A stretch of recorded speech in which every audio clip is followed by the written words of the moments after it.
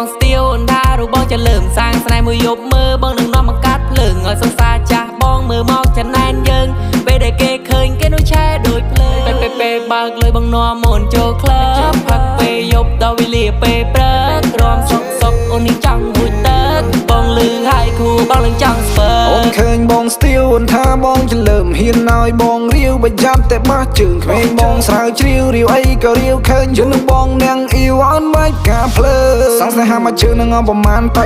ចាំមកនាងឈុងចាយឲ្យបងកាយផ្លូវឆ្លងកាត់ព្រៃកាន់ភ្នំនៅតែខំទៅឲ្យតែអូនព្រមវិញផ្លូវចាំមកជួយកៅយនេះផឹងប្រមាណចាំបងភ័យ